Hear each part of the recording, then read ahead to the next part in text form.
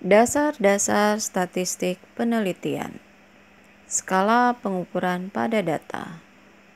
Skala pengukuran pada data terbagi atas skala nominal atau klasifikasi, skala ordinal atau ranking, skala interval, dan skala rasio. Skala nominal atau klasifikasi. Skala nominal merupakan skala pengukuran yang paling rendah tingkatannya di antara keempat skala pengukuran yang lain. Seperti namanya, skala ini membedakan satu objek dengan objek lainnya berdasarkan lambang yang diberikan. Ciri data yang dihasilkan adalah posisi data setara. Contoh, pegawai negeri tidak lebih tinggi dari wira swasta meskipun angka tandanya berbeda. Contoh lainnya, data mengenai barang-barang yang dihasilkan oleh sebuah mesin dapat digolongkan dalam kategori cacat atau tidak cacat. Barang yang cacat bisa diberi angka 0 dan yang tidak cacat diberi angka 1. Data 1 tidaklah berarti mempunyai arti lebih besar dari 0. Data 1 menyatakan lambang untuk barang yang tidak cacat. Bilangan dalam skala nominal berfungsi hanya sebagai lambang untuk membedakan. Terhadap bilangan-bilangan tersebut tidak berlaku hukum aritmatika. Tidak boleh menjumlahkan, mengurangi, mengalihkan, maupun membagi. Statistik yang sesuai dengan data berskala nominal adalah statistik non-parametrik. Contoh perhitungan statistik yang cocok adalah modus, frekuensi, dan koefisien kontingensi. Mari kita lihat keterangannya. Parameter adalah nilai numerik yang menggambarkan karakteristik seluruh anggota populasi. Statistik non-parametrik adalah uji yang tidak membutuhkan asumsi parameter apapun untuk populasi yang diuji, atau dalam bahasa sederhana, uji ini tidak tergantung pada populasi. Dalam uji statistik non-parametrik tidak ada parameter yang digunakan dan tidak ada distribusi yang harus diketahui. Hal ini menyebabkan uji statistik non-parametrik juga disebut metode bebas distribusi. Statistik parametrik, lawan dari statistik non-parametrik, adalah uji hipotesis yang menguji perbedaan rata-rata pada populasi. Metode yang sering digunakan dalam statistik parametrik adalah uji T yang didasarkan pada nilai student T statistics. Uji T bertumpu pada asumsi bahwa data berdistribusi normal dan rata-rata data diketahui.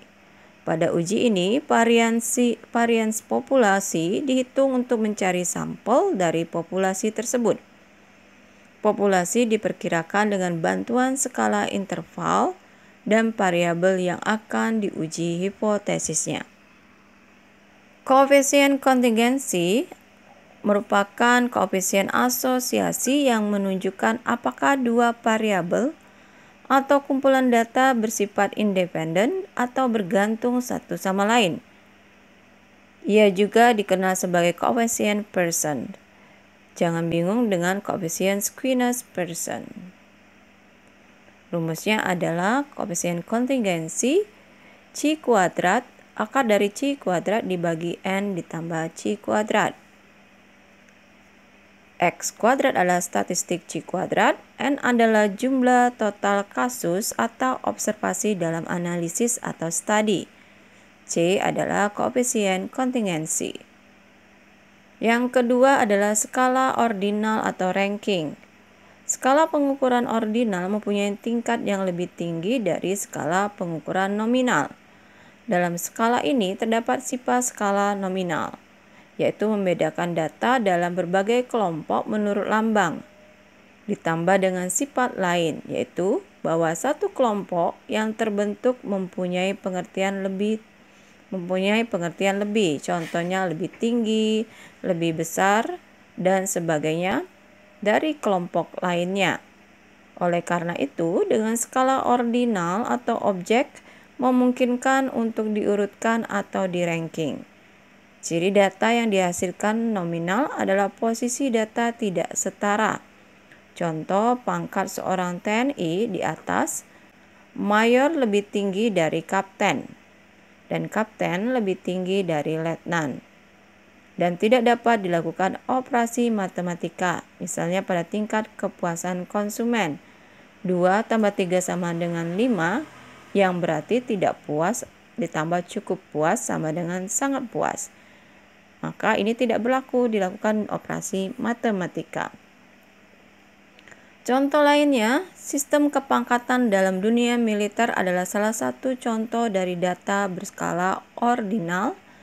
Pangkat dapat diurutkan atau di-ranking dari prajurit sampai sersan berdasarkan jasa dan lamanya pengabdian. Skala yang ketiga adalah skala interval. Skala pengukuran interval adalah skala yang mempunyai semua sifat yang dipunyai oleh skala pengukuran nominal dan ordinal, ditambah dengan satu sifat tambahan. Dalam skala interval, selain data dapat dibedakan antara yang satu dengan lainnya dan dapat di-ranking, perbedaan jarak atau interval antara data yang satu dengan data yang lainnya dapat diukur. Contoh, data tentang suhu 4 buah benda A, B, C, dan D, yaitu masing-masing suhunya 20 derajat, 30, 60, dan 70 derajat Celcius. Maka data tersebut adalah data dengan skala pengukuran interval. Karena selain dapat di-ranking, peneliti juga akan tahu secara pasti perbedaan antara satu data dengan data lainnya. Perbedaan data suhu benda pertama dengan benda kedua, misalnya dapat dihitung sebesar 10 derajat dan sebagainya. Bilangan pada skala interval fungsinya ada 3, yaitu sebagai lambang untuk membedakan, untuk mengurutkan peringkat, misal makin besar bilangan, peringkat makin tinggi, lebih besar atau lebih kecil. Bisa memperlihatkan jarak atau perbedaan antara data objek yang satu dengan data objek yang lainnya. Titik nol bukan merupakan titik mutlak, tetapi titik yang ditentukan berdasarkan perjanjian. Statistik yang sesuai dengan data berskala interval adalah statistik non-parametrik dan statistik parametrik. Contoh perhitungan statistik yang cocok adalah rata-rata, simpangan baku, dan korelasi Pearson. Analisis korelasi Pearson atau dikenal dengan korelasi product moment adalah analisis untuk mengukur keeratan hubungan secara linear antara dua variabel yang mempunyai distribusi data normal. Skala yang terakhir adalah skala rasio. Skala rasio merupakan skala yang paling tinggi peringkatnya.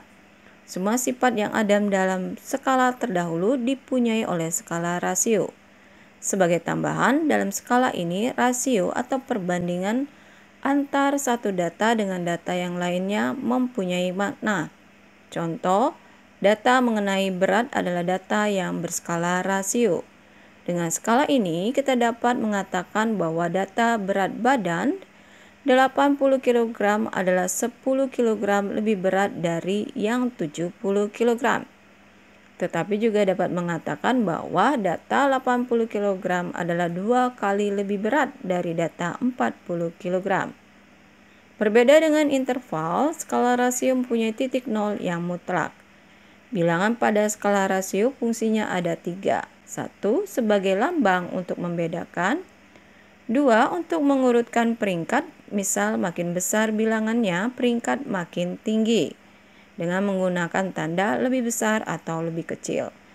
3. Berfungsi bisa memperlihatkan jarak atau perbedaan antara data objek yang satu dengan data objek yang lainnya. Yang lain fungsi lainnya, rasio atau perbandingan antara satu data dengan data yang lainnya dapat diketahui dan mempunyai arti. Titik nol merupakan titik mutlak. Statistik yang sesuai dengan data berskala rasio adalah statistik non-parametrik, statistik parametrik. Contoh perhitungan statistik yang cocok adalah rata-rata, koefisien variasi, dan statistik-statistik lain yang menuntut diketahui titik nol mutlak.